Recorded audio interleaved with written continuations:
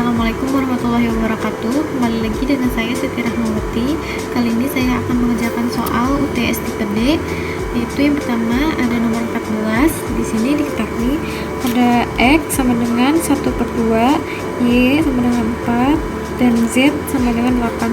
Maka X pangkat 3, Y, Z pangkat 3 per X pangkat 2, Y pangkat 3, Z pangkat 1 sama dengan di sini jawabnya yaitu yang ini kita masukin dulu sebagai X nya berapa, 1/2, berarti 1/2 pangkat 3, di sini Y nya adalah 4, di sini Z nya adalah 8 per 1/2 pangkat 2, 4 pangkat 3, 8 sama dengan jadinya 1/8 dikali 4 dikali 24 per 1/4 dikali 12 dikali 8. Hasilnya 1/8 dikali 96 per 1/4 dikali 96. Hasilnya jadi 1/8 per 1/4. Kita sederhanakan jadi 1/8 dikali 4 per 1. Jadi kebalik ya, sama dengan 4/8. Lalu kita disederhanakan, hasilnya menjadi 1/2. Kemudian ada nomor 15, yaitu suatu penampungan dapat menampung 6 kiloliter bensin. 75% tersebut dijual di SPBU dan 11/30 dari sisanya dijual ke pengecer bensin. Berapa bensin yang tersisa di penampung? Di sini diketahuinya penampungan dapat menampung 6 kiloliter bensin. 75%-nya bensin dijual ke SPBU dan 11/30 dari sisanya dijual ke pengecer. Yang ditanyakan berapa bensin yang tersisa di penampung. Masalahnya di sini diketahui 6 kilo sama dengan 6.000 liter. Dijual di SPBU itu 75% ya, berarti 75/100 dikali 6.000 liter dari sini ya. Kemudian hasilnya 4.500 liter. Kemudian yang dijual ke pengecer itu 11/30 dikali 6.000 dikurang 4.500. Dikalikan dengan ini dan juga hasil dari sini ya. Lalu hasilnya 11/30 dikali 1.500 liter sama dengan hasilnya 550 liter. Itu hasil dari dijual ke pengecer. Lalu bensin yang tersisa 6.000 liter dikurang 4.500 dikurang 550 liter, jadi 950 liter. Kemudian nomor 16, 400 ml larutan H2SO4 mengandung air sebanyak 30%. Tentukan tambahan air yang diperlukan untuk membuat larutan HSO4 dengan konsentrasi 25%. Di sini ketahuinya 400 ml larutan H2SO4 mengandung air 30%.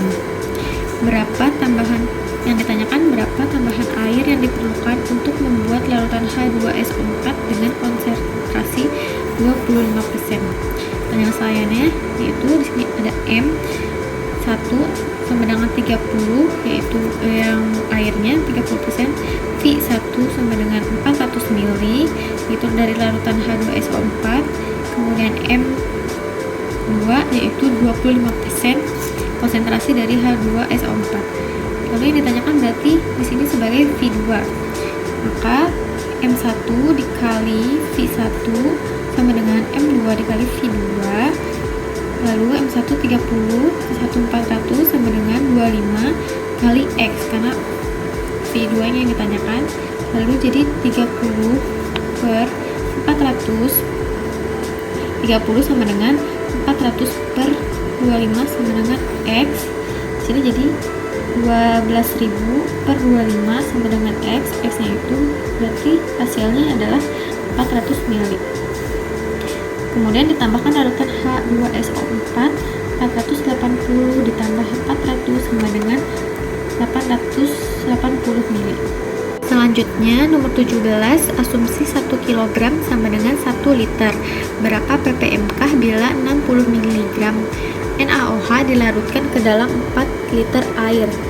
Ini jawabnya kita lihat dulu rumus ppm itu massa zat terlarut itu dalam satuannya miligram dikali 10 pangkat 6 per volume larutan itu dalam satuannya liter. Sini diketahuinya dulu, volume larutannya itu 4 liter, massa zat terlarutnya itu 60 mg. Kemudian yang ditanyakan adalah berapa ppm kah bila 60 mg NaOH ke dalam 4 liter air.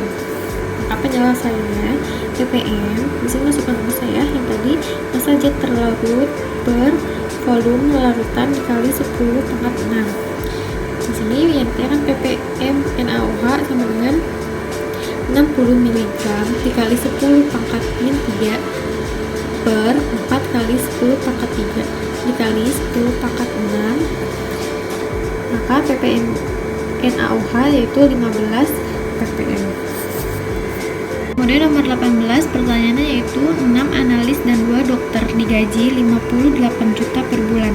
Jika gaji dokter lebih tinggi 2 juta dibandingkan analis, maka gaji analis adalah, di sini diketahui gaji 6 analis dan 2 dokternya itu totalnya 58 juta per bulan.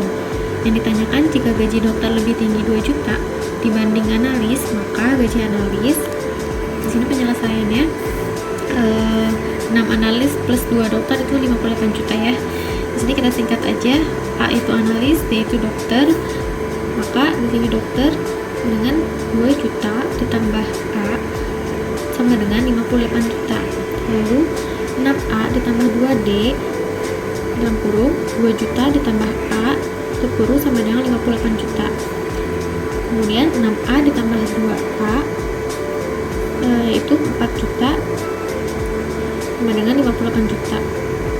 Lalu 6A ditambah 2A itu 8A sama dengan 58 juta dikurang 4 juta. Kemudian 8A sama dengan 54 juta. Lalu A-nya itu 54 juta per 8 dibagi 8 sama dengan 6 juta, 75 juta. Ini hasil akhirnya. Sekian penjelasan kali ini. Mohon maaf bila ada salah. Wassalamualaikum warahmatullahi wabarakatuh.